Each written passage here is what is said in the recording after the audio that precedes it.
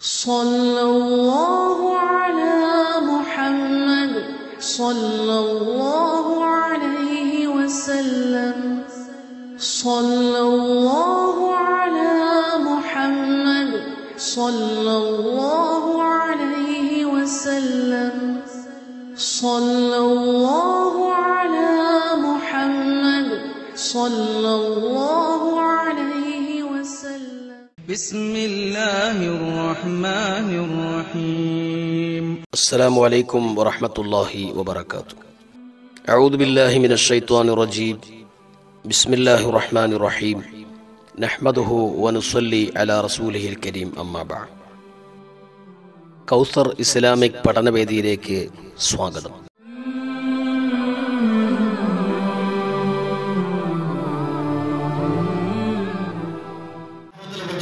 പരലോകത്ത് മാത്രമാണ്. അപ്പോൾ അത് ഒരു മനുഷ്യന് ലഭിക്കേണ്ടതുണ്ട്. ഓരോ മനസാക്ഷിയും ആവശ്യപ്പെടുന്നു, പരലോകം നിലവിൽ വന്നെങ്കിലേ കഴിയൂ, കൂടാതെ പറ്റില്ല എന്ന് ഓരോ മനസാക്ഷിയും ആവശ്യപ്പെടുന്നുണ്ട്. അതുകൊണ്ട് തന്നെയാണ് രണ്ടാമത്തെ സത്യം അല്ലാഹു ഈ മനസാക്ഷിയെ കൊണ്ട് സത്യം ചെയ്തത്. വിമർശിക്കുന്ന മനസ്സിനെ തന്നെയാണ് സത്യം. അതുകൊണ്ട് ഞാൻ സത്യം ചെയ്യുന്നു എന്ന് അല്ലാഹു തആല രണ്ടാമത് ഇത്തരത്തിലുള്ള ഒരു മനസ്സിനെ ഉപയോഗിച്ച് സത്യം ചെയ്തു. നമ്മൾ പലപ്പോഴും കേട്ടിട്ടുള്ളതുപോലെ ഖിയാമത്ത് നാളിന്റെ അല്ലെങ്കിൽ അന്ത്യദിനത്തിന്റെ അനിവാര്യത നമുക്കറിയാം. ഖുർആനും ആയത്തും ഒന്നും അക്കാര്യം സമർത്ഥിച്ചില്ലെങ്കിൽ പോലും, അക്കാര്യം അതിന്റെ ആവശ്യകത ബോധ്യമാവുന്ന തരത്തിൽ വിവരിച്ചില്ലെങ്കിൽ പോലും ഏതൊരു മനസ്സും ഏതൊരു മനസ്സാക്ഷിയും ആഗ്രഹിക്കുന്ന കാര്യമാണ് ഖിയാമത്ത് നാൾ വരണമെന്നുള്ളത്. ഖിയാമത്ത് നാൾ വരണമെന്നുള്ളത് കാരണം ഈ ലോകത്ത് മനുഷ്യന് എത്രയോ ആഗ്രഹങ്ങളുണ്ട്. മനുഷ്യന് എത്രയോ ആഗ്രഹങ്ങൾ. ഈ ആഗ്രഹങ്ങളെല്ലാം തീർന്നിട്ടാണോ മനുഷ്യൻ മരിക്കുന്നത്?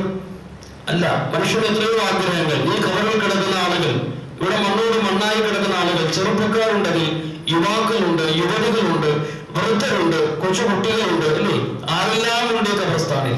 അവരെല്ലാവരും അവരുടെ ആഗ്രഹങ്ങൾ തൊഴിലെടുത്തിട്ടാണോ മരണം വരിച്ചിട്ടുള്ളത്? അല്ല. അവരെല്ലാവരും അവരുടെ ജീവിതം പാതി വഴിയിൽ ഉപേക്ഷിച്ച് അവരുടെ മക്കളുടെ വിവാഹം കാണാൻ കഴിയാതെ മരിച്ചുപോയവരുണ്ട് ഈ കൂട്ടത്തിൽ, അല്ലേ? പാലുകാഴ്ച അവരുടെ വീടിന്റെ പണിയൊക്കെ പൂർത്തിയായിട്ടും വീട്ടിൽ കയറാൻ പ്രതീക്ഷയോടുകൂടി കാത്തിരുന്നിട്ട് കയറാൻ കഴിയാതെ മരിച്ചുപോയവരുണ്ട്. ഏതെങ്കിലും സാധനങ്ങൾ വാങ്ങാൻ, വസ്തു വാങ്ങാൻ വെളിയിലേക്ക് പോയപ്പോൾ തിരിച്ച് ഞാൻ ഇപ്പോൾ വരാമെന്ന് പറഞ്ഞ് വീട്ടിൽ നിന്ന് പറഞ്ഞിട്ട് പോയിട്ട് തിരിച്ച് വീട്ടിലേക്ക് വരാൻ കഴിയാതെ വന്ന ആളുകളുണ്ട് ഈ കൂട്ടത്തിൽ. എത്രയോ ആളുകൾ, എത്രയോ ആഗ്രഹങ്ങൾ വെച്ച് പുലർത്തിയിരുന്നവർ, മക്കളുടെ വിവാഹം കാണാൻ ആഗ്രഹിച്ചവർ, മക്കളുടെ വീട് പണി പൂർത്തിയായി കാണാൻ ആഗ്രഹിച്ചവർ, ഇങ്ങനെ എത്രയോ നല്ല നല്ല കാര്യങ്ങൾ കാണാൻ ആഗ്രഹിച്ചവരാണ് അവരുടെ ആഗ്രഹങ്ങളെല്ലാം പാതി വഴിയിൽ ഉപേക്ഷിച്ചിട്ട് അവർക്ക് യാത്രയാകേണ്ടി വന്നത്. മനുഷ്യന്റെ ആഗ്രഹങ്ങളെല്ലാം അങ്ങനെയാണ്. അതൊന്നും ഇഹലോകത്ത് പൂർത്തിയാവില്ല.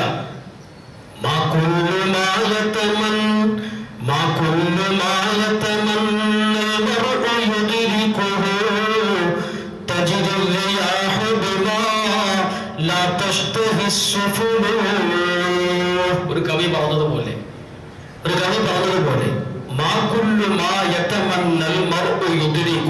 ഒരു മനുഷ്യന്റെ ആഗ്രഹങ്ങളെല്ലാം ഇഹലോകത്ത് വെച്ച് പോകണില്ല. ഏതുപോലെ സമുദ്രതീരത്ത് കാറ്റടിക്കുന്നത് കപ്പലിന്റെ ആഗ്രഹപ്രകാരമല്ലല്ലോ എന്ന്. കപ്പലിന്റെ ആഗ്രഹപ്രകാരമല്ലല്ലോ സമുദ്രത്തിൽ കാറ്റടിക്കുന്നത്, തിരഞ്ഞടിക്കുന്നത്. പണ്ടുകാലത്തൊക്കെ ആളുകൾ ദ്വീപിൽ നിന്ന് വരുന്ന ചില സഹോദരങ്ങളൊക്കെ പറഞ്ഞു കേൾക്കാറുണ്ട്. അവരുടെ കാരണവന്മാരുടെ ഒരു കാലം പായ്ക്കപ്പലിൽ എറണാകുളത്ത് നിന്ന് അവരുടെ നാട്ടിലേക്ക് ദ്വീപിലേക്ക് പോയ കഥകൾ പോലും പറയുന്നവരുണ്ട്. അവർക്കറിയാം പണ്ടുള്ള ആളുകൾക്ക് ഇന്ന സമയം മുതൽ ഇന്ന സമയം വരെ കാറ്റ് ഇന്ന ദിശയിലേക്ക് അടിച്ചു വീശും എന്ന് പരിചയത്തിലൂടെ മനസ്സിലാക്കിയ ആളുകൾ കപ്പലൊഴുക്കി നിർത്തും. പായ്ക്കപ്പലാണെന്ന്. ഇന്നത്തെ സംവിധാനങ്ങളില്ല. അപ്പൊ പായ്ക്കപ്പലിൽ എന്ത് ചെയ്യും? അവരുടെ നാട്ടിലേക്ക് പോകുന്നതിന് വേണ്ടി കൃത്യസമയം നോക്കി നിൽക്കും, കാറ്റിന്റെ ഗതി നോക്കി നിൽക്കും. കാറ്റ് വീശുമ്പോൾ തന്നെ പായ തിരിച്ചു വെച്ചവരുടെ നാടിനെ ലക്ഷ്യമാക്കി പുറപ്പെടും. വളരെ സങ്കടത്തോടുകൂടി ഇന്നാളൊരു സഹോദരൻ അദ്ദേഹത്തിന്റെ പിതാവിന്റെ കഥ പറയുക.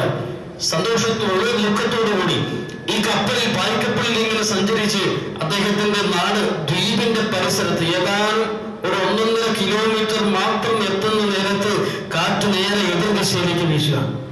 നാട് കണ്ടു, ദ്വീപ് കണ്ടു, പരിസരം കണ്ടു, പക്ഷെ കാലുകുത്താൻ കഴിയുന്നില്ല.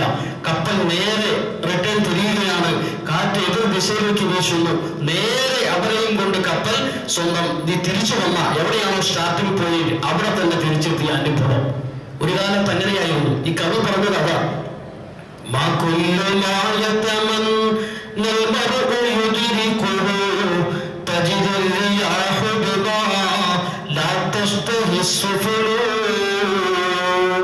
മനുഷ്യന്റെ ആഗ്രഹങ്ങളൊന്നും എല്ലാം പൂവണിയുന്നില്ല.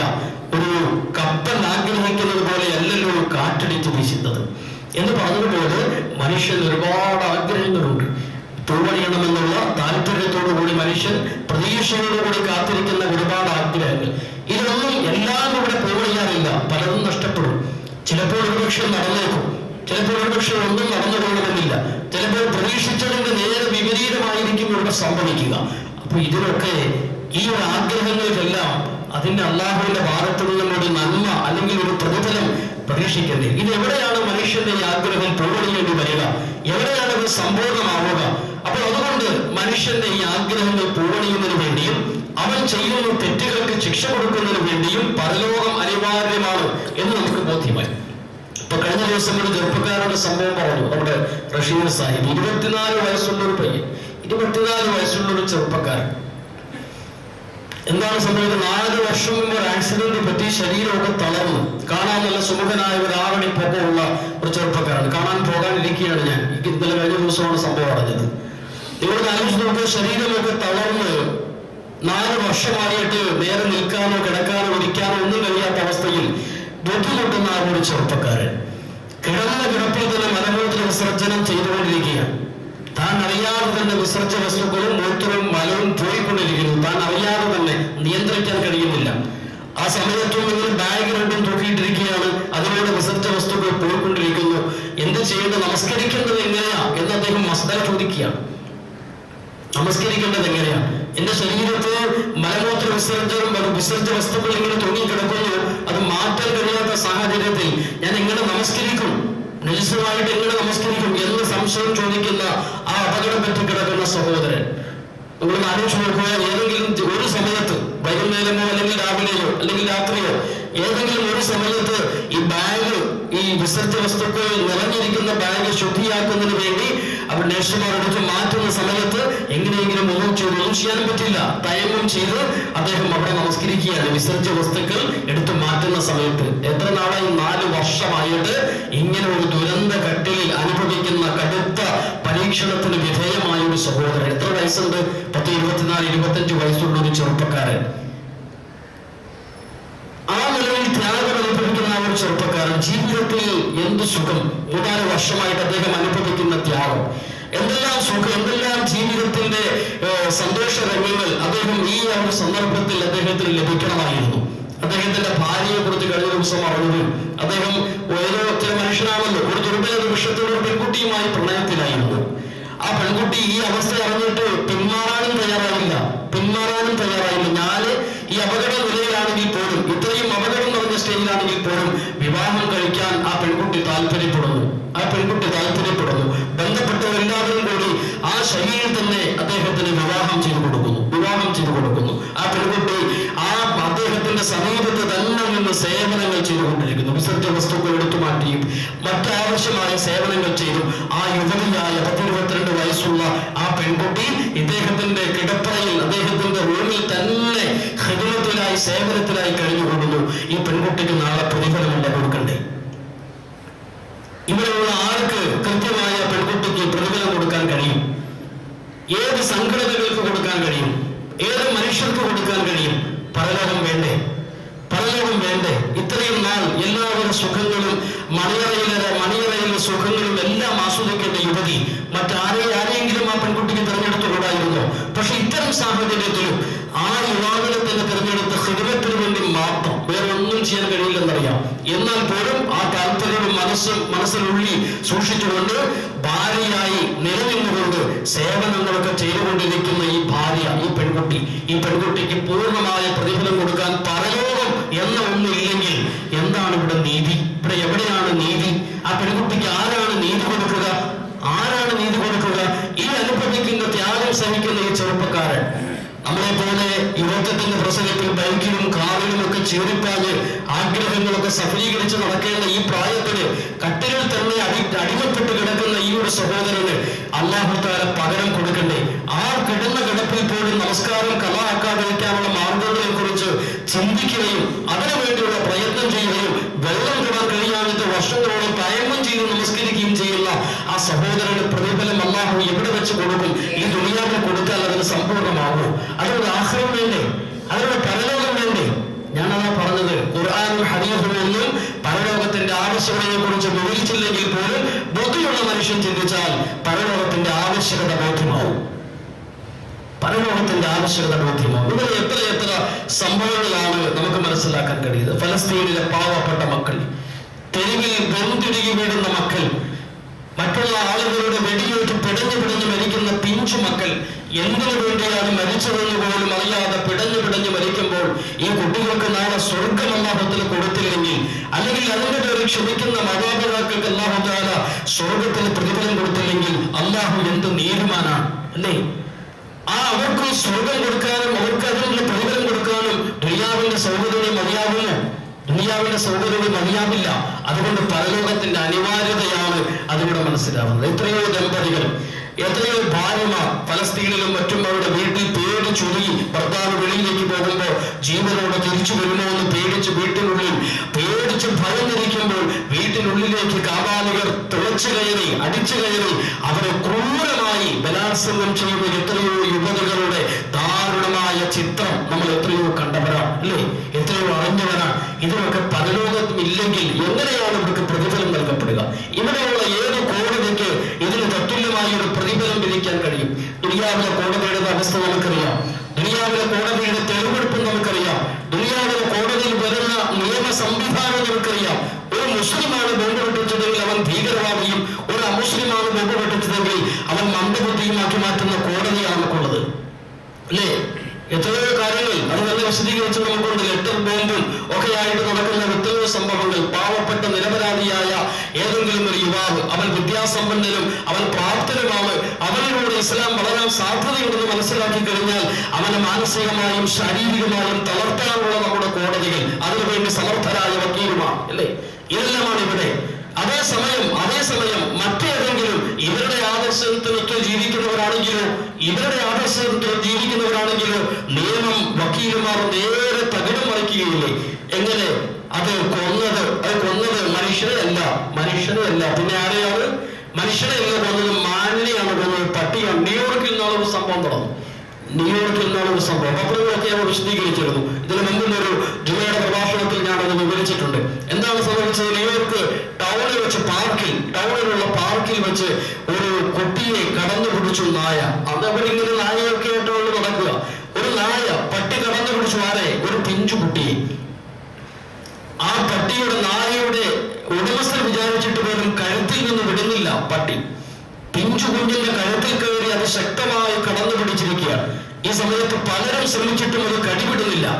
ആ സമയത്താണ് ഒരു മുസ്ലിം ചെറുപ്പക്കാരൻ, ആരോഗ്യവാനായ ഒരു മുസ്ലിം ചെറുപ്പക്കാരൻ കടന്നു പിടിച്ച് അതിസമർത്ഥമായി, വളരെ സാമർത്ഥ്യമായിട്ട്, അതിശയകരമായി പട്ടിയുടെ മുകളിൽ കയറി അതിന്റെ കഴുത്തിൽ ഞെരിച്ച് പട്ടിയെ കൊലപ്പെടുത്തിയിട്ടാണ് ഈ കുഞ്ഞിനെ രക്ഷപ്പെടുത്തിയത്. ന്യൂയോർക്കിൽ പാർക്കിൽ നടന്ന സംഭവമാണ്. മീഡിയയിൽ ഈ വാർത്തകൾ വെളിയിൽ വിട്ടിരുന്നു. പട്ടിയുടെ കഴുത്തിൽ ഞെരിച്ചു കൊന്നിട്ടാണ് ഈ കുഞ്ഞിനെ രക്ഷപ്പെടുത്താൻ കഴിയുന്നത്. എല്ലാവരും അവിടെ നോക്കി നിൽക്കുക. അന്ന് എല്ലാവരും പത്രക്കാരും മറ്റുമൊക്കെ സംഭവം പറഞ്ഞ് ഓടിയെത്തി ഇദ്ദേഹത്തോട് ചോദിച്ചു, നിങ്ങൾ ഒരു നല്ല കാര്യമാണല്ലോ ചെയ്തത്, വലിയ നല്ല കാര്യമായിപ്പോയി. ആ കുഞ്ഞല്ലെങ്കിൽ മരിച്ചു പോകുമായിരുന്നു. നിങ്ങൾ ഏത് പ്രസ്ഥാനമാണ്? അതാണെന്ന് ആദ്യം ചോദിക്കുക. നിങ്ങൾ ഏത് പ്രസ്ഥാനമാണ്, ഏത് മതമാണ്, നിങ്ങളുടെ പേരെന്താണ്? ഇത്തരം കാര്യങ്ങളൊക്കെ ചോദിച്ചപ്പോ ഉത്തരം മൗനം അവലംബിച്ചു. ഒന്നും മിണ്ടിയില്ല. എന്നിട്ട് എന്ത് ചെയ്യും? എല്ലാവരും അദ്ദേഹത്തെ അഭിനന്ദിച്ചു. അവസാനം ഒരു പിരിയുന്നതിന് തൊട്ട് മുമ്പ് വീണ്ടും ചോദിച്ചു, നിങ്ങളുടെ പേരെന്താണെന്ന് ഒന്നുകൂടി ചോദിച്ചപ്പോൾ അദ്ദേഹം പറഞ്ഞു ഒരു മുസ്ലിം പേര്. ഞങ്ങൾ മറന്നുപോയി. അദ്ദേഹം പറഞ്ഞത് ഒരു മുസ്ലിം പേര്. ഉടനെ ഈ ചോദിച്ചവർക്ക് പിന്നെ അടുത്ത ചോദ്യമൊന്നുമില്ല. വന്നവരെല്ലാം അതേപോലെ പിരിഞ്ഞുപോയി. പിറ്റേ ദിവസം ന്യൂയോർക്കിലെ പത്രത്തിന്റെ ഫ്രണ്ട് പേജിൽ വന്ന വാർത്ത എങ്ങനെയാണെന്നറിയോ? ന്യൂയോർക്ക് ടൗണിലുള്ള പാർക്കിൽ വെച്ചൊരു കൊടും ഭീകരൻ അവന്റെ പേരും ചിത്രീകരിച്ചിട്ട് അവൻ ഒരു നായയുടെ കഴുത്ത് ഞെരിച്ചു കൊന്നു വന്ന വാർത്ത. ന്യൂയോർക്ക് ടൗണിൽ വെച്ച് പാർക്കിൽ ഒരു കൊടും മുസ്ലിം ഭീകരൻ ഒരു നായയുടെ കഴുത്ത് ഞെരിച്ചു വെച്ച് കൊന്നു. ഇവിടെ എന്താ സംഭവിച്ചത്? ഇവിടെ സംഭവിച്ചത് എന്താ? ഒരു കുഞ്ഞിന്റെ കഴുത്തിൽ കടന്നു പിടിച്ച പട്ടിയെ രക്ഷപ്പെടുത്താൻ ഒരാൾക്കും കഴിയാത്ത സാഹചര്യത്തിൽ ആ ചെറുപ്പക്കാരൻ പട്ടിയെ കൊന്നിട്ട് കുഞ്ഞിനെ രക്ഷപ്പെടുത്തുകയാണ് ഉണ്ടായത്. പക്ഷെ വാർത്ത വന്നത് എങ്ങനെയാണ്? ഒരു കൊടും ഭീകരൻ ന്യൂയോർക്ക് ടൗണിൽ വെച്ചൊരു നായയുടെ കഴുത്ത് ഞെരിച്ചു കൊന്നു. കൊടും ഭീകരൻ. ആലോചിച്ച് നോക്കുക. ഇതാണ് ഒരു മുസ്ലിമാണ് ഇത്തരത്തിലുള്ള തെറ്റുകൾ ചെയ്യുമ്പോൾ നമ്മുടെ വാർത്തകൾ ലോകത്തെമ്പാടും പ്രചരിപ്പിക്കപ്പെടുന്നത് ഈ ഒരു നിലയിലാണ്. എന്നാൽ മറ്റാരെങ്കിലും ആവട്ടെ അതിന് നിയമപ്രാബല്യവും അവന് ബുദ്ധിസ്ഥിരതയില്ല, മന്ദബുദ്ധിയാണ്, അല്ലെങ്കിൽ ഭ്രാന്തനാണ്, അല്ലെങ്കിൽ അതിനു വേണ്ടി ഏതെങ്കിലും മെന്റൽ ഹോസ്പിറ്റലിൽ കിടന്ന റെക്കോർഡുകളും വേണമെങ്കിൽ ഹാജരാക്കാൻ അവരുണ്ടാവും. അതിനുള്ള വക്കീൽമാരും ഉണ്ടാവും. ഇതാണ് ലോകത്ത് നടന്നുകൊണ്ടിരിക്കുന്ന കാര്യം. അപ്പൊ ഇത്തരത്തിലുള്ള നിരപരാധികളായ എത്രയോ ആളുകൾ ബുദ്ധിമുട്ടിക്കപ്പെടുന്നുണ്ട്, അകാരണമായിട്ട് തടവറയിൽ കഴിയുന്നുണ്ട്. ഇവർക്കൊക്കെ ഒരു മോചനം വേണ്ടേ? ഈ തടവറയിൽ അകാരണമായി യുവത്വം നശിപ്പിച്ചതിന്റെ പ്രതിഫലം അല്ലാഹുവിന് കൊടുത്തില്ലെങ്കിൽ അല്ലാഹു നീതിമാനാണോ? നിങ്ങൾ ആലോചിച്ച് നോക്കുക. അല്ലാഹു പൂർണ്ണമായും നീതിമാനാണ്. അതുകൊണ്ടാണ് പരലോകം സ്ഥാപിച്ചിരിക്കുന്നത്. അവൻ 100% നീതിമാനായത് കൊണ്ട് മാത്രമാണ്. നിങ്ങൾ ആലോചിച്ച് നോക്കുക മഹദവി സാഹിബിന്റെ കാര്യം. നിങ്ങൾ ആലോചിച്ച് നോക്കൂ, എത്ര വർഷമായി? 9 ചില്ലുവാനും വർഷം വിചാരണ തടവുകാരനായിട്ട് അദ്ദേഹം ജയിലിൽ കഴിയേണ്ടി വന്നു. 9 വർഷം. ഒരു കോടതിക്കും അദ്ദേഹം ഒരു തെറ്റുകാരനാണെന്ന് തെളിയിക്കാൻ കഴിഞ്ഞില്ല.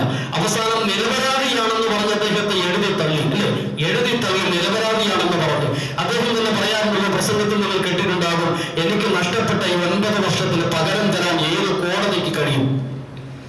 എനിക്ക് നഷ്ടപ്പെട്ട 9 വർഷത്തിന് അതിന് കൃത്യമായ ഒരു പ്രതിഫലം തരാൻ ഏത് കോടതിക്ക് കഴിയും?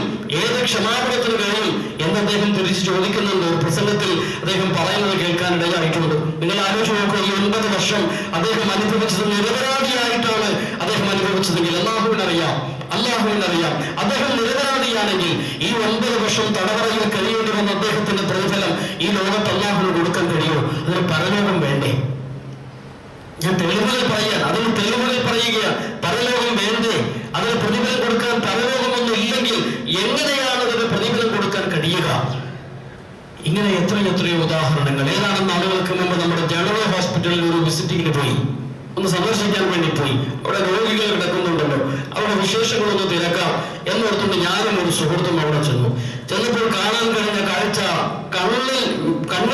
നിലയ്ക്കാതെ കണ്ണുനീരൊഴുക്കുന്ന കാഴ്ചയാണ് അവിടെ ചെന്നപ്പോൾ കാണാൻ കഴിഞ്ഞത്. എത്രയോ ആളുകൾ. ഹുസൈൻ എന്ന് പറയുന്ന ഒരു ചെറുപ്പക്കാരൻ, എന്റെ സ്വന്തം അനുഭവമാണ് ഈ പറയുന്നത്. ഹുസൈൻ എന്ന് പറയുന്ന ഒരു ചെറുപ്പക്കാരൻ, 10-30 വയസ്സുണ്ട്. അദ്ദേഹത്തിന്റെ കയ്യും കാലും തളർന്ന് അരയ്ക്ക് കീപ്പോട്ട് തളർന്നിരിക്കുക. അരയ്ക്ക് കീപ്പോട്ടുള്ള അദ്ദേഹത്തിന്റെ അവസ്ഥ ഒരു ചെറുകൈയുടെ അവസ്ഥ പോലും ഇല്ലാത്ത തരത്തിൽ വളരെ ശോഷിച്ച്, അരയ്ക്ക് മേൽപോട്ട് നല്ല തടിച്ചു, അരയ്ക്ക് കീപ്പോട്ടിൽ വളരെ ശോഷിച്ച് കൈകാലുകളൊക്കെ ഒടിഞ്ഞ് നുറുങ്ങിയിരിക്കുന്ന ഒരു ചെറുപ്പക്കാരൻ. 20-30 വയസ്സുണ്ടാവും. ഹുസൈൻ എന്നാണ് അദ്ദേഹത്തിന്റെ പേര്. അദ്ദേഹത്തിന്റെ വളരെ സങ്കടത്തോടുകൂടി പറയാണ്, വർഷങ്ങളായിട്ട് ഞാൻ ഇങ്ങനെ തളർന്ന് അവശനായ നിലയിൽ കിടക്കുകയാണ്. എനിക്ക് മുസ്ലിമായിട്ട് മരിക്കണമെന്നുണ്ട്. അദ്ദേഹം പറയുക, എനിക്ക് മുസ്ലിമായിട്ട് മരിക്കണമെന്നുണ്ട്. പിന്നെ മറ്റൊന്ന്, എനിക്ക് നമസ്കരിക്കണം ഉസ്താദേ, എനിക്ക് നമസ്കരിക്കാൻ കഴിയുന്നില്ല. കാരണം എഴുന്നേറ്റ് പോയി ഒന്ന് കഴുകാനോ വൃത്തിയാക്കാനോ മലത്തിൽ കുളിച്ചു കിടക്കുക. നിങ്ങളൊന്ന് ആലോചിച്ച് നോക്കുക. ജനറൽ ഹോസ്പിറ്റൽ കട്ടിലുകളൊന്നുമില്ല. കട്ടിലിന്റെ അടിയിലും അതിന്റെ വരാന്തയിലും പരിസരത്തും കയറി വരുന്ന സ്റ്റെപ്പിലും ഒക്കെയാണ് ആളുകൾ കിടക്കുന്നത്. ഒന്ന് പോയി നോക്കണം. നിങ്ങൾ കാണേണ്ട കാഴ്ചയാണ്. നമ്മുടെ മുസ്ലിം യുവാക്കൾ വരെ തളർന്ന് ആരും നോക്കാനില്ലാതെ പരിചരിക്കാനില്ലാതെ സാധുക്കളായ ആളുകൾ ഏതെങ്കിലും സാമൂഹ്യ പ്രവർത്തകരോ ഒക്കെ ഹോസ്പിറ്റലിൽ കൊണ്ടുപോയി തള്ളി അവരെ ഹോസ്പിറ്റൽ വർഷങ്ങളായി അവരെ ശുശ്രൂഷിച്ചു കൊണ്ടിരിക്കുന്ന എത്ര ആളുകൾ ഈ ജനറൽ ഹോസ്പിറ്റലിൽ എറണാകുളത്ത് തന്നെ ആണെന്ന് നിങ്ങൾക്കറിയോ? അവിടെ ചെന്നപ്പോൾ കാണാൻ കഴിയുന്ന കാഴ്ച, അദ്ദേഹം കൈ ചൂണ്ടി കാണിച്ചു തന്നു. നോക്കുമ്പോൾ കഴുത്തിൽ ഒരു ചരട് കിടപ്പുണ്ട്. നോക്കുമ്പോൾ അതിൽ കുരിശുമാലയാണ്. ഹുസൈൻ എന്ന് പറയുന്ന മുസ്ലിം തറവാട്ടിൽ പിറന്ന ഒരു മുസ്ലിമും സന്ദർശിക്കാനോ ഒരു മുസ്ലിമോ സംരക്ഷിക്കാനോ ഇല്ലാത്ത ആ ഒരു ചെറുപ്പക്കാരന്റെ ദാരുണമായ ചിത്രം നിങ്ങളൊന്ന് ആലോചിച്ച് നോക്കൂ. മുസ്ലിമിന്റെ ഓരോ മുസ്ലിമിനെയും കണ്ണു തുറപ്പിക്കേണ്ടതല്ലേ? മുസ്ലിമിന്റെ ശരീരത്തിൽ അവന്റെ കഴുത്തിൽ ഒരു കുരിശുമാല ചാർത്തിയിരിക്കുന്നു. നേരിട്ട് കണ്ട അനുഭവമാണ് നിങ്ങളുമായിട്ട് ഈ പങ്കുവയ്ക്കുന്നത്. കുരിശുമാല ചാർത്തിയിരിക്കുന്നു. ഇത് എന്താണ് കുരിശുമാല നിന്റെ കഴുത്തിൽ എന്ന് ചോദിച്ചപ്പോൾ അദ്ദേഹം പറഞ്ഞതെന്നറിയോ, എന്നെ നോക്കാൻ, എന്റെ കാര്യങ്ങൾ നോക്കാൻ ആരുമില്ല. ഇവിടെ മുസ്ലിം പ്രവർത്തകർ കയറി ഇറങ്ങാറുണ്ട്. ആഴ്ചയിലും ദിവസങ്ങളും ഒന്നരാടോ ഒക്കെ ആയിട്ട് അവരിങ്ങനെ കയറി ഇറങ്ങാറുണ്ട്. എന്റെ കാര്യങ്ങളെല്ലാം നോക്കുന്നത് അവരാണ്. എന്റെ കാര്യങ്ങൾ നോക്കുന്നത്. ഈ കാളയുടെ പുറത്ത് നമ്പർ ഇട്ട് അറക്കാൻ വേണ്ടി അറവശാലയിലേക്ക് കൊണ്ടുപോകുന്ന പോലെ ഞാൻ പോട്ടയിലേക്ക് എന്നെ കൊണ്ടുപോകുന്നതിന് വേണ്ടി കുരിശുമാറിയിട്ടിട്ട് പോയേക്കുന്നതാണ്. ഞാൻ എവിടെ പോയി വിളിക്കും? ഞാൻ എവിടെ പോകും? ഞാൻ മരിച്ചാൽ എന്റെ ബോർഡ് പോലും അടക്കുന്നത് അവിടെയായിരിക്കും. എന്നെ സംരക്ഷിക്കാൻ ഇവിടെ ആരുണ്ട്? എന്റെ കഴുത്തിൽ കിടക്കുന്ന കുരിശുമാലയാണെന്ന് പറഞ്ഞ് വിങ്ങിപ്പൊട്ടുന്ന ഹുസൈൻ എന്ന് പറയുന്ന ചെറുപ്പക്കാരൻ. സത്യത്തിൽ നിങ്ങൾ ആലോചിച്ച് നോക്കുക, എന്ത് തെറ്റ് ചെയ്തതിന് പേരിലാ അള്ളാഹു ഇദ്ദേഹത്തിന് ഈ ഒരു പരീക്ഷണം കൊടുത്തത്? എന്ത് തെറ്റ് ചെയ്തതിന് പേരിൽ? ജന്മനാ തന്നെ തളർന്നു പോയ ഈ സഹോദരൻ ഒരു സുഖവും അനുഭവിച്ചിട്ടില്ല. ജന്മനാ തന്നെ അരക്ക് കീഴ്പോട്ട് തളർന്നുപോയി. മാതാപിതാക്കൾ ചെറുപ്പത്തിൽ മരിച്ചു. മറ്റ് ആളുമാർ കുടുംബക്കാരില്ല. ഇത്തരമൊരു സാഹചര്യത്തിൽ ചെറുപ്പം മുതൽ ദുരിതം പേര് ജീവിക്കുന്ന ഈ മനുഷ്യൻ ഇത്രയും കടുത്ത പരീക്ഷണത്തിന് വിധേയമാകാൻ പാകത്തിന് എന്ത് തെറ്റ് ചെയ്തു? നാം ഇത്രമാത്രം സുഖിമാനായി ജീവിക്കാൻ നാം എന്ത് നന്മ ചെയ്തു? നേരെ തിരിച്ചും ആലോചിക്കണം. നമുക്ക് എന്ത് ബുദ്ധിമുട്ട്, നമുക്ക് എന്ത് പ്രയാസം, നമുക്ക് എവിടെ പ്രയാസം, നമുക്ക് എവിടെ പ്രതിസന്ധി അല്ലേ? നാം ഇത്രയും സുഖിമാന്മാരായി ജീവിക്കാൻ പാകത്തിന് നാം എന്ത് നന്മ ചെയ്തു എന്ന് നമ്മൾ ആലോചിക്കണം. ഇവരൊക്കെ ഇത്രയും കടുത്ത പരീക്ഷണത്തിന് വിധേയമാകാൻ ഇവർ എന്ത് തെറ്റ് ചെയ്തു? ഇവർക്കൊരു പരലോകം എന്ന് പറയുന്ന ഒരു ലോകമില്ലെങ്കിൽ അള്ളാഹു നീതിമാനാണെന്ന് പറയാൻ നമുക്ക് കഴിയുമോ? ഇവർക്കും വേണ്ട സുഖം. അവരും അള്ളാഹുവിന്റെ അടിമകളില്ലേ? നമ്മളും അള്ളാഹുവിന്റെ അടിമകളില്ലേ? നാം പ്രത്യേകിച്ച് ഒരു നന്മയും ചെയ്തിട്ടല്ല നമുക്ക് വാഹനങ്ങളും അതുപോലെ ആരോഗ്യമുള്ള കൈകാലുകളും കാഴ്ചയുള്ള കണ്ണുമൊക്കെ ലഭിച്ചത്. നാം പ്രത്യേകിച്ച് ഒരു പുണ്യം ചെയ്തിട്ടായിരിക്കണമെന്നില്ല. നമുക്ക് അള്ളാഹുത്തിൽ അവന്റെ അവതാരം കൊണ്ട് തന്നതാണ്. അദ്ദേഹത്തിന് കൊടുത്തുകൂടായിരുന്നോ? അദ്ദേഹത്തിന് കൊടുക്കാതെ അള്ളാഹു പരീക്ഷിച്ചു. ഇതിന്റെ പ്രതിഫലം പരലോകമില്ലെങ്കിൽ അദ്ദേഹത്തിന് എങ്ങനെയല്ല കൊടുക്കും? പരലോകത്തിന്റെ അനിവാര്യത മനസ്സിലാക്കാൻ വേണ്ടി ഞാൻ ഒരു ഉദാഹരണം പറഞ്ഞത് മാത്രം. പിന്നീട് കുറച്ചുകൂടി ഞങ്ങൾ മുന്നോട്ട് പോയപ്പോൾ മറ്റൊരു സഹോദരനെ കണ്ടു. മറ്റൊരു സഹോദരൻ വിശ്വനാഥ് എന്ന് പറയുന്ന ഒരു ഹൈന്ദവ പയ്യൻ. 10-18 വയസ്സേ ഉള്ളൂ. 10-18 വയസ്സേ ഉള്ളൂ. ജന്മനാ തളർന്നു കിടക്കുക. ഈ നേരത്തെ ഹുസൈന്റെ സംഭവം പറഞ്ഞതുപോലെ ശരീരം മുഴുവനും മലം നിറഞ്ഞ് വളരെ മോശമായി കിടക്കുന്ന അവസ്ഥ. പരിസരത്തേക്ക് അടുക്കാൻ പോലും കഴിയാത്ത സാഹചര്യം. വിശ്വനാഥ് എന്നാണ് ആ പയ്യന്റെ പേര്. 10-18 വയസ്സേ ഉള്ളൂ. അവനോട് ചോദിക്കുമ്പോൾ അവൻ നേരെയോടെ സംസാരിക്കുന്നതിന് പറ്റുന്നില്ല. വിശേഷങ്ങൾ ചോദിച്ചപ്പോൾ അവൻ പറഞ്ഞത്, എനിക്ക് ചെറുപ്പത്തിൽ തന്നെ എന്തോ ഒരു രോഗം വന്ന് ശരീരം മുഴുവനും ഇങ്ങനെ തളർന്നു പോയി. അന്ന് മുതൽ ഇതാണ് എന്റെ അവസ്ഥ. എന്റെ ഈ അവസ്ഥ കണ്ടിട്ട് അച്ഛൻ നേരത്തെ വിട്ടിട്ട് പോയി. മറ്റു മക്കളൊന്നും എന്റെ അമ്മയ്ക്കില്ല. അവസാനം എന്റെ ഈ അവസ്ഥ കണ്ട് അമ്മ രോഗിയായി അവസാനം അവർക്ക് ഭ്രാന്തായി. ഇവൻ പറയാം, അവസാനം അവർക്ക് ഭ്രാന്തായി. അവരെ നാട്ടുകാരും എല്ലാവരും കൂടി മെന്റൽ ഹോസ്പിറ്റലിൽ കൊണ്ടുപോയി ആക്കിയിരിക്കുകയാണ്. എന്നെ സാമൂഹ്യ പ്രവർത്തകർ ഈ ഹോസ്പിറ്റലിൽ കൊണ്ട് ആക്കിയിരിക്കുകയാണ്. ആ മനുഷ്യന്റെ ദുരിതം എന്താ? 10-18 വയസ്സുള്ള നമുക്ക് നമ്മുടെ മക്കളുടെ പ്രായമല്ലേ ഉള്ളൂ, അല്ലെങ്കിൽ നമ്മുടെ അനുജന്റെ പ്രായമല്ലേ ഉള്ളൂ, അല്ലെങ്കിൽ നമുക്ക് പരിചയമുള്ള പലരുടെയും പ്രായമല്ലേ ഉള്ളൂ. ആ പ്രായമുള്ള ആ പയ്യൻ എന്ത് തെറ്റ് ചെയ്തിട്ടാണ് ഈ ഒരു പരീക്ഷണത്തിന് വിധേയമായത്?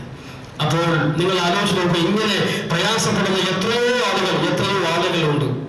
വേറൊരു മുസ്ലിം സഹോദരിയെ കണ്ടു. ഒരു ചെറുപ്പക്കാരിയായ സഹോദരൻ, കൊച്ചിക്കാരിയാണവൾ. മാതാപിതാക്കളുണ്ട്, 4 വയസ്സുള്ള ഒരു കുട്ടിയുണ്ട്. ഭർത്താവുണ്ട്, കൂലിപ്പണിക്കാരനായ ഭർത്താവ്. പക്ഷേ ക്യാൻസർ ബാധിച്ച് ശരീരം മുഴുവനും വ്രണം പോലെയായി അവർ വേദന കൊണ്ട് കിടന്ന് വാവിട്ട് കരയുകയാണ്. അവരുടെ കരച്ചിൽ കേട്ടാണ് ഞങ്ങളടുത്തേക്ക് പോകുന്നത്. വാവിട്ട് കരയുകയാണ്. 18 വയസ്സുള്ള ഒരു ചെറുപ്പക്കാരിയായ പെണ്ണ്, കൊച്ചിക്കാരിയാണ് അവൾ. അവർക്ക് 4 വയസ്സുള്ള ഒരു കുട്ടിയുണ്ട്, ഒരു ആൺകുട്ടി, 4 വയസ്സുള്ള കുട്ടി. വാവിട്ട് കരയുകയാണ്. വേദന, ക്യാൻസറിന്റെ അവസ്ഥ നമുക്കറിയാമല്ലോ. പലരും വേദന നമ്മുടെ കുടുംബത്തിൽ വല്ലാതെയൊക്കെയായി പുഴയുന്നത് പലപ്പോഴും നമ്മൾ കണ്ടിട്ടുണ്ടാവും, അല്ലെങ്കിൽ കേട്ടിട്ടെങ്കിലും ഉണ്ടാവും. വല്ലാത്ത വേദന അനുഭവപ്പെടുന്ന ഒരു രോഗമാണ് ക്യാൻസർ. അല്ലാഹു തആല മാരകമായ രോഗത്തിൽ നിന്ന് നമ്മയെല്ലാം കാത്തുരക്ഷിക്കുമാറാവട്ടെ. അപ്പൊ അത്തരത്തിൽ രോഗത്തിന് പിടിക്കപ്പെട്ട, പരീക്ഷിക്കപ്പെട്ട ആ ഒരു സഹോദരി വാവിട്ട് കരയുന്നു. അപ്പുറത്തും ഇപ്പുറത്തും നിന്ന് ഉപ്പയും ഉമ്മയും തലോടി സമാധാനിപ്പിച്ചുകൊണ്ടിരിക്കുന്നു. വാപ്പയും ഉമ്മയും ഉണ്ട്. അതുകൊണ്ട് അവർ രണ്ടുപേരും 2 സൈഡിൽ ഇരുന്ന് സമാധാനിപ്പിച്ചുകൊണ്ടിരിക്കുന്നു. കുറെ നാളായിട്ട് ഇത് തന്നെയാണ് ഉസ്താദേ അവസ്ഥ, ദുആ ചെയ്യണമെന്ന് അവർ നിറ കണ്ണുകളോടുകൂടി പറയുന്നു. ഇങ്ങനെ ദുരിതം പേറുന്ന എത്ര കുടുംബങ്ങൾ, പരീക്ഷണങ്ങൾ കൊണ്ട് ബുദ്ധിമുട്ടുന്ന എത്ര കുടുംബങ്ങൾ, എവിടെ നോക്കിയാലും ഇതുപോലെ പ്രശ്നങ്ങളും പ്രതിസന്ധികളും കൊണ്ട് പ്രയാസപ്പെടുന്ന എത്രയോ ആളുകൾ. ഇവർക്കൊരു സമാധാനം നിറഞ്ഞ, സന്തോഷം നിറഞ്ഞ ജീവിതം വേണ്ടേ? അത് പരലോകം ആവശ്യമല്ലേ? പരലോകമില്ലെങ്കിൽ എങ്ങനെ സാധ്യമാകും? ഇവർക്കും ഒരു സുഖവും സന്തോഷവും നിറഞ്ഞ ജീവിതം വേണം. അതിനാണ് അല്ലാഹു തആല പരലോകം വെച്ചിട്ടുള്ളത്. അതിനാണ് അല്ലാഹു തആല പരലോകം വെച്ചിട്ടുള്ളത്. ഇങ്ങനെ നന്മകൾ ചെയ്ത അല്ലെങ്കിൽ പരീക്ഷണങ്ങൾ കൊണ്ട് പ്രയാസപ്പെട്ട വ്യക്തികൾക്ക് അവർക്ക് സുഖിക്കാൻ അല്ലാഹു തആല സ്വർഗം അല്ലെങ്കിൽ ഇവിടെ വെച്ച് ഒരുപാട് പേരെ പറ്റിക്കുകയും മോശമായി ചിത്രീകരിക്കുകയും ദൈവത്തെ പറയുകയും കുറ്റപ്പെടുത്തുകയും അവരെ കൊല ചെയ്യുകയും അവരെ അമർച്ച ചെയ്യുകയും ഒക്കെ ചെയ്ത ആളുകൾക്ക് ശിക്ഷ കൊടുക്കാൻ വേണ്ടി നരകവും. ഇതൊന്നും ഇല്ലെങ്കിൽ നീതിമാനാവില്ല അല്ലാഹു തആല. പൂർണ്ണമായും നീതിമാനായതുകൊണ്ടാണ് അല്ലാഹു തആല ഈ ഒരു കോടതി, പരമോന്നത നീതിപീഠം പരലോകത്ത് സ്ഥാപിച്ചിട്ടുള്ളത്. എത്രയോ ആളുകൾ ഇവിടെ മറ്റുള്ളവരെ കൊല ചെയ്യുന്നുണ്ട്. ഹിറ്റ്ലർ കൊന്നത് 60 ലക്ഷം ആളുകളെയാണ് ഹിറ്റ്ലർ കൊന്നത്. 60 ലക്ഷം ആളുകളെ അറുകൊല ചെയ്തു ഹിറ്റ്ലർ. എന്തിനു വേണ്ടിയാണ് ഞാൻ മരിച്ചതെന്ന് പോലും അറിയാതെ ഈ ലോകത്തേക്ക് കുരുതി കൊടുക്കപ്പെട്ടു അവന്റെ കൈകളാൽ, ഇല്ലെങ്കിൽ അവന്റെ അധികാരത്തിന്റെ കരവലയത്താൽ. നിങ്ങളൊന്ന് ആലോചിച്ച് നോക്കുക, ഈ മനുഷ്യർക്ക് ഇത്രയും പേരെ കൊന്നതിന് പകരമായിട്ട് എന്ത് ശിക്ഷയാണ് ഭൗതിക കോടതിക്ക് ഈ ഹിറ്റ്ലർക്കെതിരെ വിധിക്കാൻ കഴിയുക? മാക്സിമം അങ്ങേയറ്റം പോയാൽ കൊലക്കുറ്റത്തിനെതിരെ കേസെടുക്കാം, അദ്ദേഹത്തെ തൂക്കിക്കൊല്ലാം, ഹിറ്റ്ലറെ തൂക്കിക്കൊല്ലാം. അതിനപ്പുറം എന്ത് നടപടി ഭൗതിക കോടതിക്ക് എടുക്കാൻ കഴിയും? പക്ഷേ അള്ളാഹുവിന്റെ കോടതി അങ്ങനെയല്ല.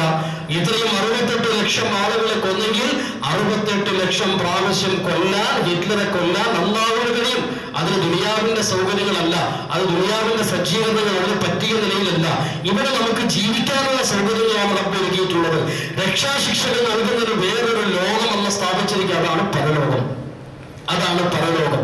അതുപോലെ പരീക്ഷണങ്ങൾ കൊണ്ട് ബുദ്ധിമുട്ടുന്നവർ ക്ഷമിച്ചാൽ അവർക്ക് കൊടുക്കുന്ന പ്രതിഫലം പരലോകത്തിൽ കൊടുക്കാൻ കഴിയും. ഇവിടെ അത് സാധ്യമല്ലല്ലോ. മഹാനായ പ്രവാചകൻ പറയുന്നുണ്ട്, ഇതാ മാത്ത വലതുൽ ആബദി, ഒരു മനുഷ്യന്റെ കുട്ടി മരിച്ചാൽ, തന്റെ സന്താനം മരിച്ചാൽ, ഖലല്ലാഹു തആല ലി മലായികതിഹി, അല്ലാഹു അവന്റെ മലായികത്തുകളോട് ചോദിക്കും, ഖബൽതും വലദ ആബദി, എന്റെ ഇന്ന അടിമയുടെ മകന്റെ റൂഹിനെ പിടിച്ചോ, എന്റെ ഇന്ന അടിമയുടെ റൂഹിനെ പിടിച്ചോ? നഅം, അതെ അല്ലാഹുവേ, അതെ, ആ ഇന്നയാളുടെ റൂഹിനെ, ഇന്നയാളുടെ കുട്ടിയുടെ മോന്റെ റൂഹിനെ ഞങ്ങൾ പിടിച്ചു. അപ്പോൾ അല്ലാഹു വീണ്ടും ചോദിക്കും, എന്റെ ഇന്ന അടിമയുടെ കരളിന്റെ കഷ്ണത്തെ നിങ്ങൾ പിടിച്ചോ? ആ കുട്ടിയുടെ കരളിന്റെ, അദ്ദേഹത്തിന്റെ കരളിന്റെ കഷ്ണം. ആകെ ഒരു കുട്ടിയാണ് ഉണ്ടായത്, അതും വൈകിയുണ്ടായ കുട്ടി. വിവാഹം കഴിഞ്ഞിട്ട് 10-18 വർഷമായി, 20 വർഷമായി. ചെയ്യാത്ത മരുന്നുകളില്ല, ചെയ്യാത്ത ചികിത്സയില്ല. ഒടുവിൽ അല്ലാഹു തന്നെ കനിഞ്ഞ് ഒരു കുട്ടിയെ കൊടുത്തു. ആ കുട്ടിയെ സ്നേഹത്തോടെ, പരിലാവനയോടെ, വൃദ്ധനായിട്ട് പോലും, വയസ്സായിട്ട് പോലും അവരിങ്ങനെ സന്തോഷിച്ച് നിലത്ത് വെച്ചാൽ, ഉറുമ്പരിക്കും തലയിൽ വെച്ചാൽ തേനടിക്കുമെന്ന് പറഞ്ഞ പോലെ മടിയിൽ തന്നെ വെച്ച് വളർത്തിക്കൊണ്ട് വരുന്നപ്പോൾ 2, 2.5, 3 വയസ്സാകുമ്പോൾ ആ കുഞ്ഞ് മരിച്ചാൽ ഈ ദമ്പതികൾക്കുണ്ടാകുന്ന പ്രയാസം, ഈ ദമ്പതികൾക്കുണ്ടാകുന്ന മാനസികമായ ആ ഒരു ബുദ്ധിമുട്ട് ആർക്കാണ് അത് പകരം കൊടുക്കാൻ കഴിയുക?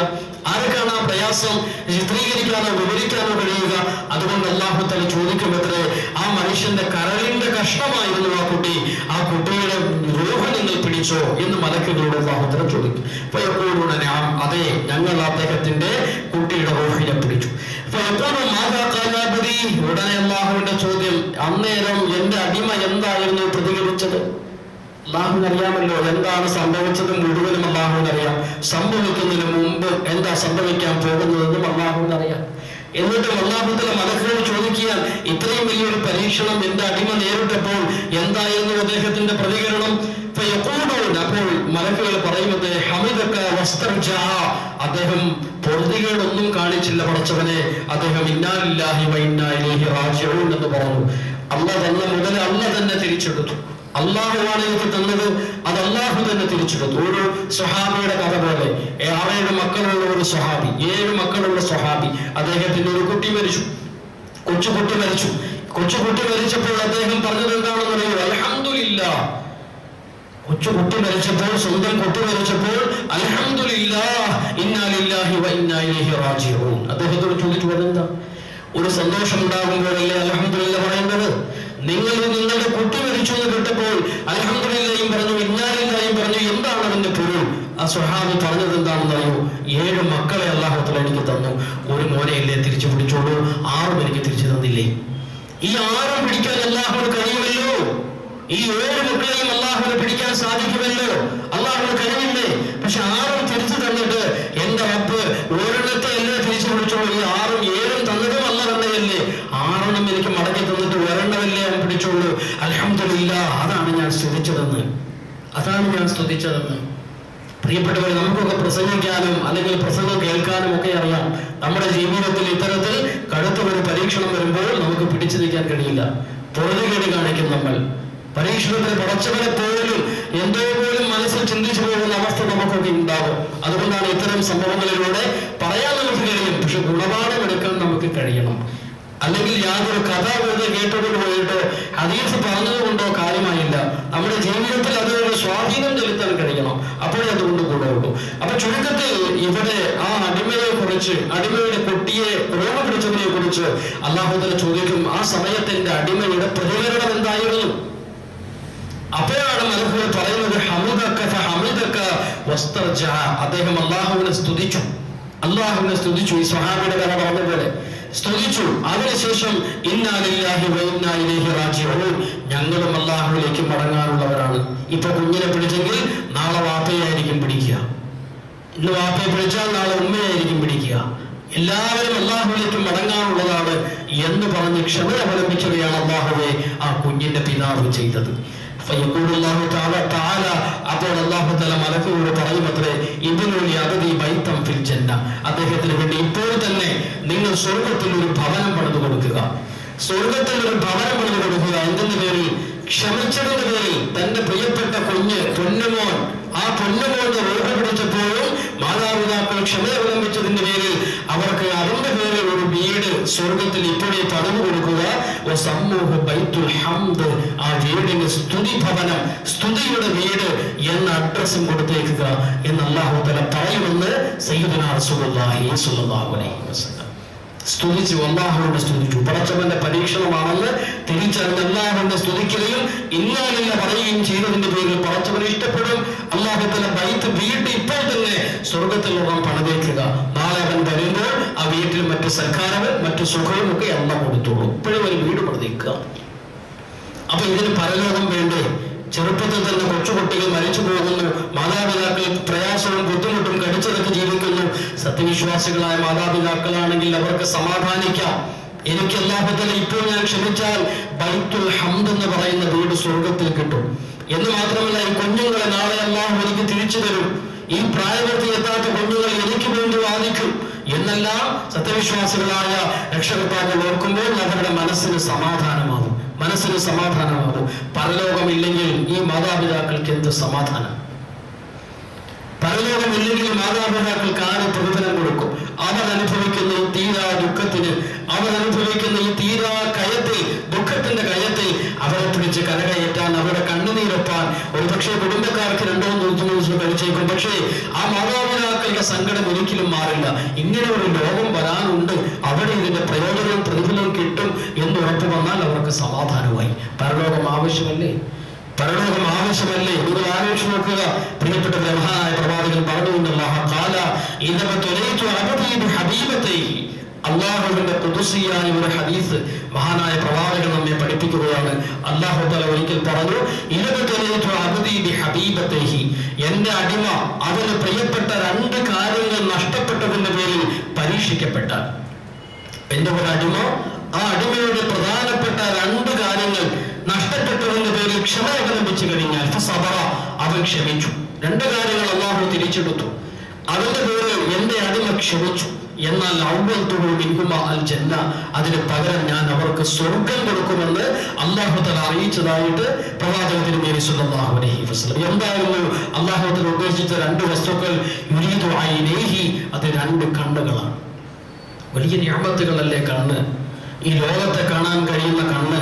കണ്ണില്ലെങ്കിൽ നമുക്ക് നമ്മുടെ മക്കളെ കാണാൻ പറ്റുമോ?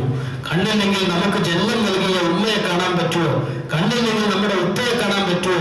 കണ്ണില്ലെങ്കിൽ പള്ളി എന്ന് കേൾക്കാനല്ലാതെ, പള്ളി എന്ന് പറഞ്ഞാൽ എന്തൊരു സാധനമാണെന്ന് നമുക്ക് മനസ്സിലാക്കാൻ പറ്റുമോ എന്ന് പറഞ്ഞിരുന്ന എന്ത് വസ്തുക്കളും കണ്ണില്ലെങ്കിൽ നമ്മൾ എങ്ങനെയാണ് അറിയുക?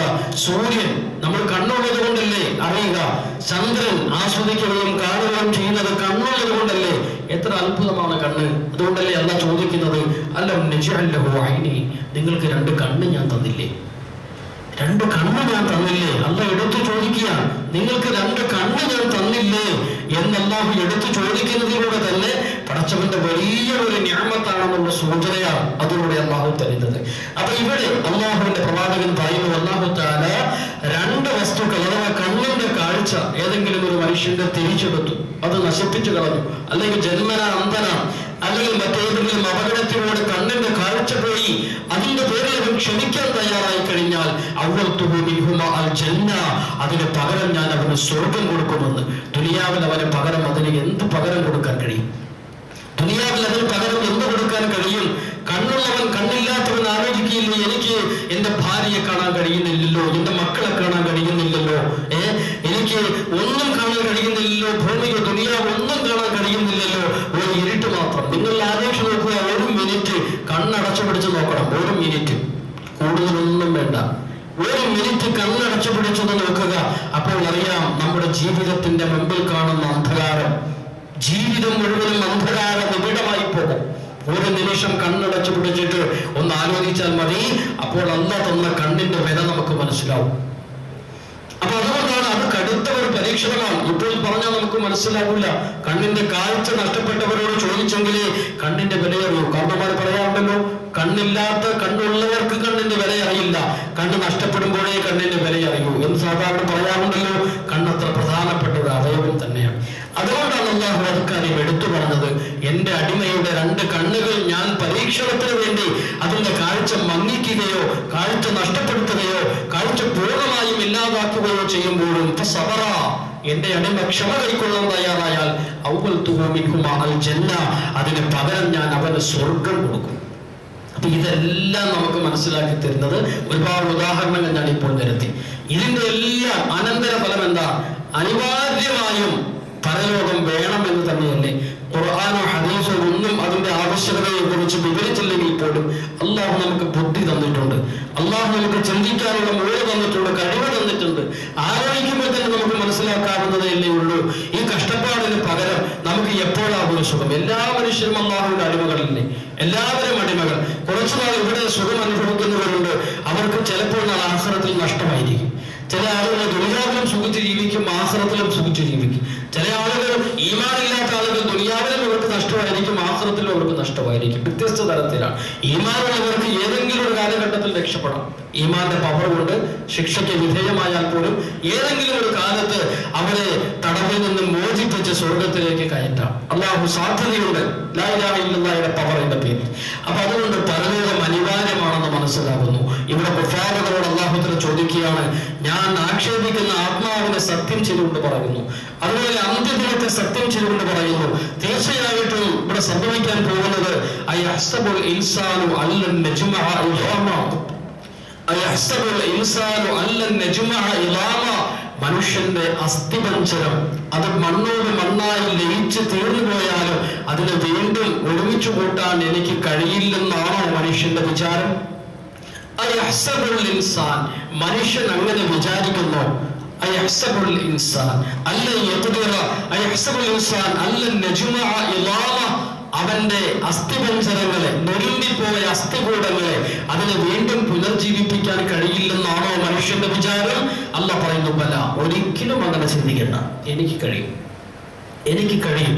അവന്റെ അസ്ഥി മുഴുവനും എനിക്ക് ശേഖരിച്ച് ആദ്യമുണ്ടായ ജീവിതം അങ്ങനെ തന്നെ ആയിരക്കണക്കിന് വർഷങ്ങൾക്ക് മുമ്പ് മരിച്ചു പോയവനാണെങ്കിലും അവനെയും അവന്റെ പഴയ അവസ്ഥയിലേക്ക് മടക്കി സൃഷ്ടിച്ചു കൊണ്ടുവരാൻ എനിക്ക് കഴിയും.